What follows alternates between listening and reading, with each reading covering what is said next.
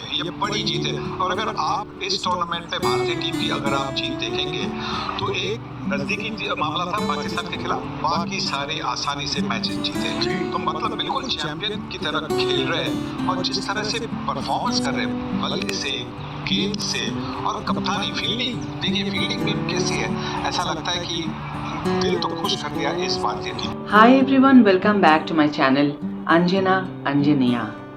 বন্ধুরা, তোমাদের সকলকে আমার চ্যানেলে স্বাগত জানাই। जीत तो भारतीय टीम जीतेगी क्योंकि मैंने कहा कि जैसा मैंने देखा है कि भारतीय टीम का जो अटैक है ना वो मुझे लगता है कि साउथ अफ्रीका टीम से थोड़ा बेहतर है। भारतीय टीम के पास 3 स्पिन बॉलर है, भारतीय टीम के पास 3 न्यू बॉल बॉलर्स हैं, पर जिस तरह से मतलब संतुलित है, 3 फास्ट बॉलर, 3 नया गेंद इस्तेमाल करने वाले 3 स्पिनर्स है और अगर जरूरत पड़े तो शिवम दुबे भी एक आधी ओवर डाल सकते हैं। तो एक जो बैलेंस बना है और बैटिंग भी देखिए डाउन द ऑर्डर कितनी अच्छी है। साउथ अफ्रीका की जो फील्डिंग है वो इतनी रही नहीं जितनी साउथ अफ्रीका ने जो स्टैंडर्ड मतलब कॉलिन ब्लैंड, जॉन्टी रोड्स का जो स्टैंडर्ड था वो उस तरह की फील्डिंग नहीं है।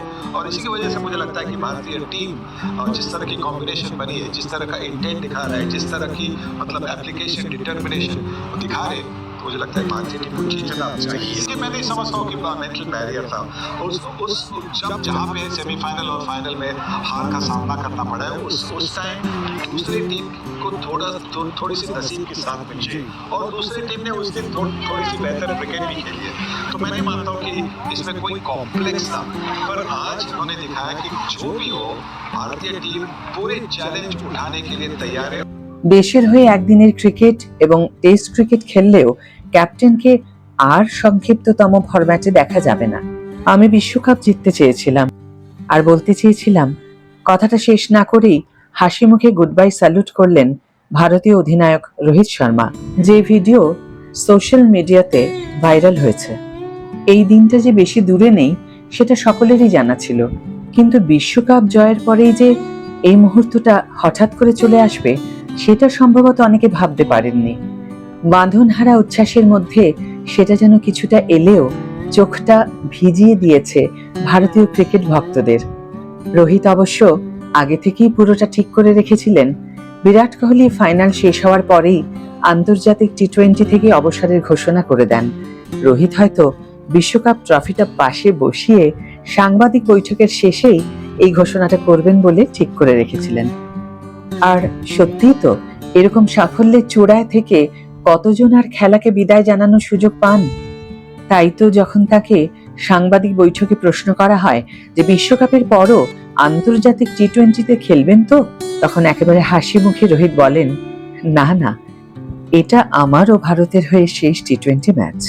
আর সেই কথাটা বলতেই পুরো প্রেস কনফারেন্স রুমে একটা হতাশাসূচক প্রতিক্রিয়া তৈরি হয়।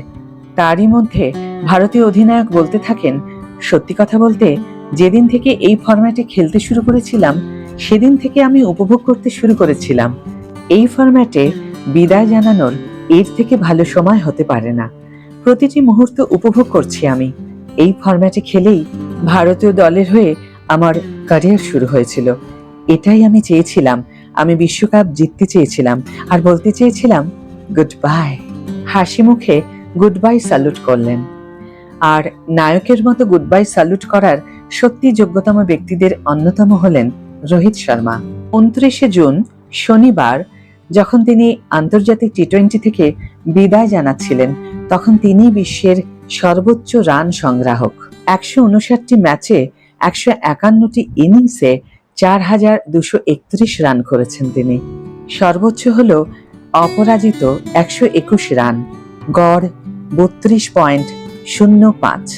205টি ছক্কা মেরেছেন, 383টি চার মেরেছেন, 32টি অর্ধশত রান করেছেন, সেঞ্চুরি করেছেন 5 বার আর 2 বার ক্রিকেটের সংক্ষিপ্ততম ফরম্যাট বিশ্বকাপ জিতেছেন রোহিত। 2007 সালের ফাইনালে গুরুত্বপূর্ণ ইনিংস খেলেছিলেন।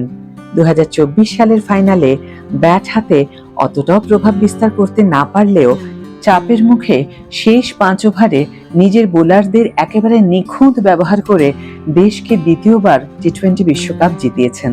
আইসিসি ট্রফি জয়ের যে খরা চলছিল সেটা কাটিয়েছেন। ফাইনালে বিরাট কোহলির ব্যাট থেকে রান এলো, কিন্তু তিনি যে অর্ধশত রান করলেন তা টি-20 বিশ্বকাপের নকআউটের ইতিহাসে দ্বিতীয় মন্থরতম হাফ সেঞ্চুরি। তার থেকে বেশি বলে যিনি অর্ধশত রান করেছিলেন, তার ইনিংসে দলের কোনো লাভ হয়নি। প্রবল চাপের মুখে গুরুত্বপূর্ণ 76 রানের ইনিংস খেলেছেন বিরাট কোহলি, কিন্তু সেই ইনিংসে 50 রান পূরণ করতে যতগুলি বল লেগেছে তার জেরে টি-20 বিশ্বকাপের নকআউট স্তরে মন্থরতম অর্ধশত রানের তালিকায় 2 নম্বরে উঠে এসেছেন বিরাট কোহলি। দক্ষিণ আফ্রিকার বিরুদ্ধে 48 বলে অর্ধশত রান করেন ভারতীয় তারকা, অর্থাৎ অর্ধশত রান পূরণের সময় তার স্ট্রাইক রেট ছিল 104.16। শনিবার ফাইনালে ভারতের যে খেলোয়াড়রা ম্যাচের মোড় ঘুরিয়েছেন তারা হলেন বিরাট, বুমরাহ, সূর্যকুমার এবং হার্দিক পান্ডিয়া। বিরাট গুরুত্বপূর্ণ 76 রান করেন, বুমরাহ এবং হার্দিকরা ভারতকে হারা ম্যাচে জিতিয়ে দেন, আর অবিশ্বাস্য ক্যাচ নিয়ে ভারতের জয় নিশ্চিত করেন সূর্যকুমার। ভারতীয় হেড কোচ হিসাবে দ্রাবিড়ের এটাই শেষ মিশন ছিল। সূর্যকুমার যাদব 2016 সালে টি-20 বিশ্বকাপের ফাইনালে কার্লস ব্র্যাথওয়েটের ক্ষেত্রে যে কথাটা বলা হয়েছিল, আজ সূর্যকুমার যাদবের ক্ষেত্রে বললে এতটুকু অত্যুক্তি হবে না। 20তম ওভারে ডেভিড মিলারের অবিশ্বাস্য ক্যাচ নিলেন তিনি। ক্যাচটা শুধু অবিশ্বাস্যই নয়, অবিশ্বাস্য, অবিশ্বাস্য এবং অবিশ্বাস্য। যে ক্যাচটির সুবাদে টি-20 বিশ্বকাপ জিতল ভারত। দীর্ঘ সময়ের খরা কাটিয়ে আইসিসি ট্রফি জিতল টিম ইন্ডিয়া। ওই ক্যাচটা না হলে জসপ্রীত বুমরাহ, অর্শদীপ সিং, হার্দিক পান্ডিয়াদের অবিশ্বাস্য পারফরমেন্স সত্ত্বেও হেরে মাঠ ছাড়তে হতো রোহিত শর্মা, বিরাট কোহলিদের। শেষ ওভারে জয়ের জন্য 6 বলে 16 রান দরকার ছিল সাউথ আফ্রিকার। স্ট্রাইকে ছিলেন মিলার। প্রথম বলটা খুব আহামরি করেননি হার্দিক পান্ডিয়া। বল শট মারতে যান মিলার, ঠিকমতো ব্যাট ও বলের সংযোগ হয়নি, তাতেও বলটা ছক্কা হয়ে যাচ্ছিল। কিন্তু সেই অবিশ্বাস্য ক্যাচ ধরেন সূর্যকুমার যাদব। দৌড়ে এসে লং অফের বাউন্ডারিতে বলটা ধরেন, কিন্তু তিনি বাউন্ডারির বাইরে চলে যাবেন বলে বুঝতে পেরে বলটা শূন্যে ছুঁড়ে দেন। তারপর বাউন্ডারির মধ্যে ঢুকে পড়েন এবং ফিরতি বলে ক্যাচটা ধরার জন্য লাফিয়ে বাউন্ডারির মধ্যে ঢুকে আসেন, আর সেই অবিশ্বাস্য ক্যাচটা পূরণ করেন সূর্যকুমার। এই ক্যাচটা ম্যাচের ভাগ্য পাল্টে দেয়। বুমরাহ, অর্শদীপ, হার্দিকরা দুর্দান্ত বোলিং করে ভারতকে যে জায়গায় এনেছিলেন, সেখান থেকে ভারতকে বিশ্বকাপ জেতানোর জন্য যে ফাইনাল পুশটা দরকার ছিল সেটা এনে দেয় সূর্যার ক্যাচ। এই ক্যাচটার ফলে 19.1 ওভারে সাউথ আফ্রিকার স্কোর দাঁড়ায় 7 উইকেটে 161 রান, আর জয়ের জন্য 5 বলে 16 রান দরকার ছিল সাউথ আফ্রিকার। স্কাইয়ের ক্যাচের পরে হার্দিকের বাকি 5টি বল 19.2 ওভারে 4 রান, 19.3 ওভারে 1 রান, 19.4 ওভারে 1 রান লেগ বাই, 19.5 ওভারে ওয়াইড, 19.5 ওভারে উইকেট, 19.6 ওভারে 1 রান। শেষ ওভারে ভারতকে টি-20 বিশ্বকাপে জিতিয়ে আবেগে ভেসে গেলেন হার্দিক পান্ডিয়া। এলো সেই মর্মস্পর্শী মুহূর্ত, যার জন্য শুধুমাত্র ভারতীয় দলের ক্রিকেটাররাই নয়, দর্শকদেরও চোখ জলে ভরে গেল। দীর্ঘ 17 বছর পর আসা এই দিনটা ভারতের ইতিহাসে স্বর্ণাক্ষরে লিখিত হয়ে থাকবে, কারণ এই জয় শুধু টিম ইন্ডিয়ার নয়, 150 কোটি ভারতবাসীর জয়।